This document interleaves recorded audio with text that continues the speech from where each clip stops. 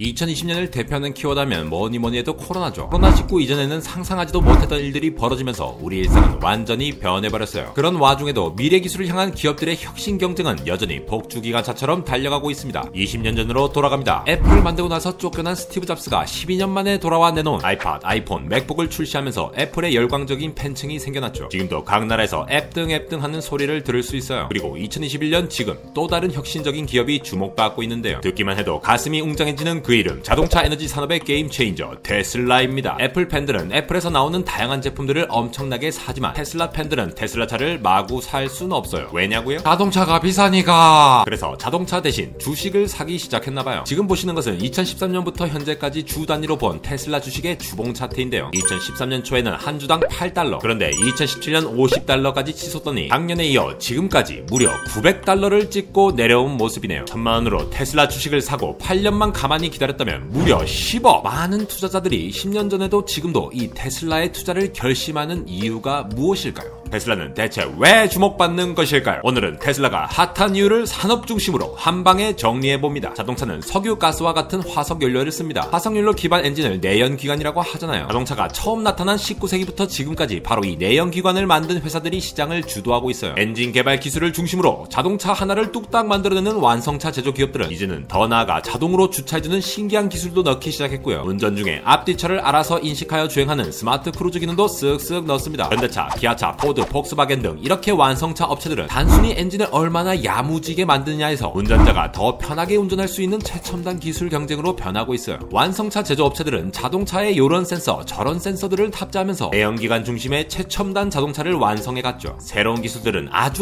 보수적으로 천천히 조금씩 도입하면서요. 브레시맨이나 지구용사성가대에서만 나올 것 같은 GPS 내비게이션이 상용화되기 전에 이들은 이러한 기술을 이미 가지고 있었지만 시장에 아주 천천히 풀었죠. 자동으로 주차해주는 기술도 가지고 있었지만 일찍 넣진 않았어요. 혹시라도 사고 나면 감당하기 어려우니까. 그런데 자동차 시장에 갑툭튀한 새로운 히어로가 나타납니다. 아이언맨! 천재적인 머리, 재치 있는 말장난, 뜨거운 희생정신까지 이러한 매력적인 캐릭터는 안타깝게도 현실에선 찾아보기 힘들죠. 그런데 이 캐릭터는 실존 인물을 모델로 했는데요. 그분은 바로 테슬라의 CEO 일론 머스크. 기존 완성차 업체들이 내연기관 중심으로 이런저런 IT 기술을 접목하는 시도와는 달리 테슬라의 머스크 행님은 자동차를 스마트폰처럼 생각한 거예요. 그러니까 자동차 또한 그냥 하나의 전자제품일 뿐이다 라고 생각했다는 겁니다. 내연기관 없애버리고 그냥 배터리 탁, 엔진 슈 이렇게 만들면 되는 거 아니야? 일론 머스크가 이끄는 테슬라는 전기동력을 기반으로 IT 기술을 마음껏 누리는 스마트카 세상을 꿈꾸는 거예요. 처음엔 기존 완성차 업체들이 콧방귀를 꼈죠. 힘세고 오래가는 건전지라 하더라도 500kg에서 2000kg이 넘는 바퀴 달린 쇳덩이를 움직이려면 현재의 배터리 기술로는 어림도 없다고 본 거죠. 그런데 그 일이 실제로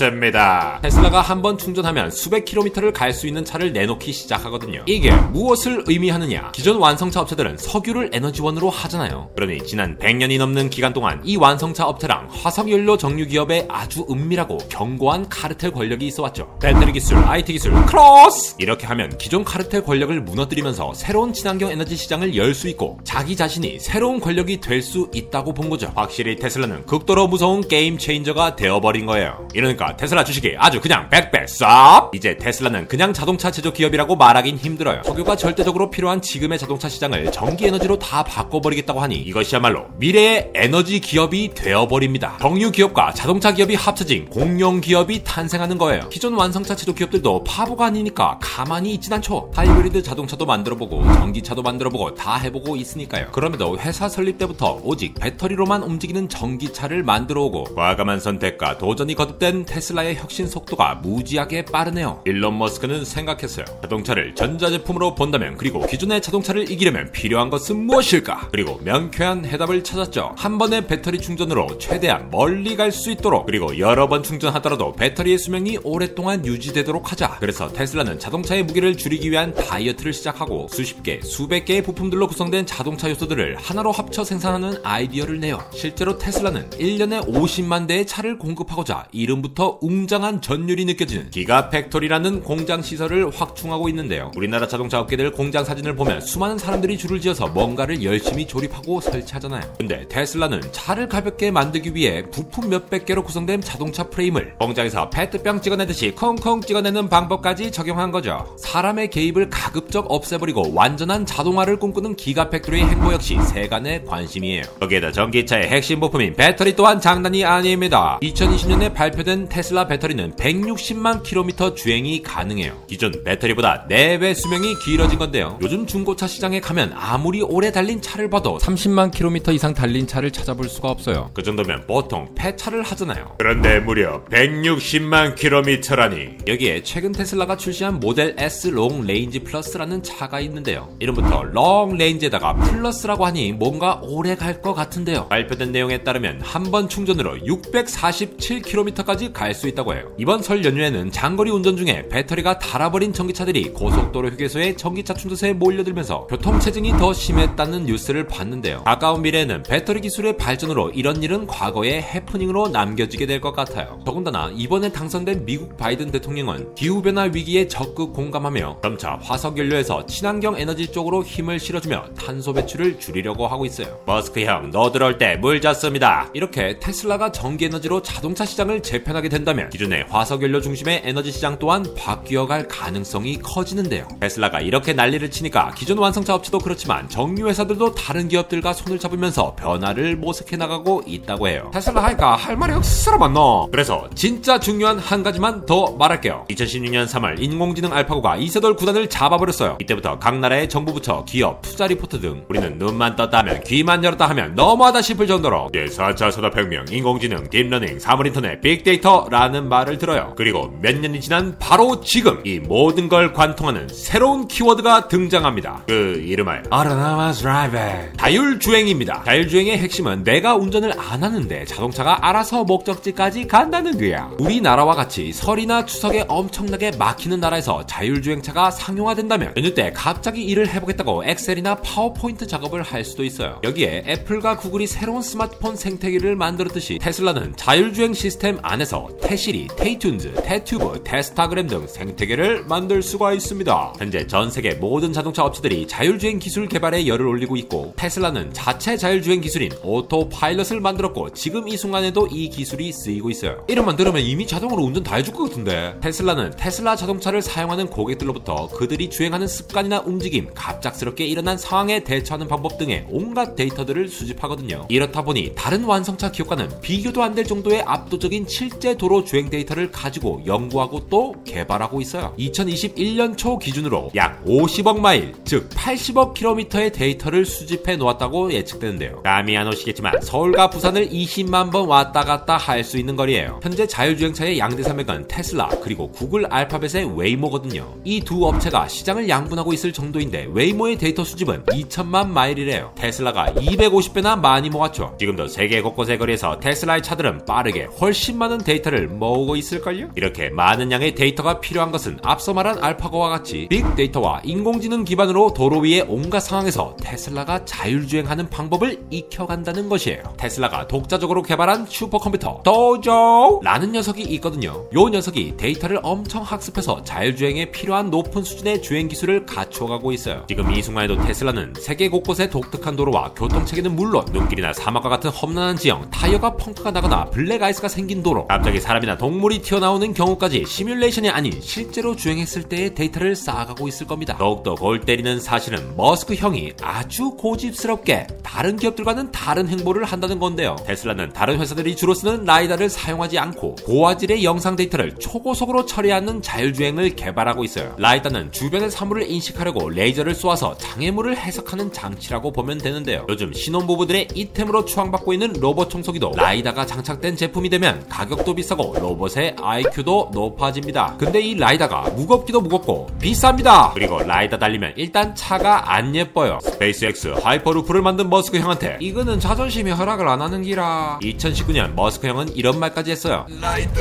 의존심하면 망한다.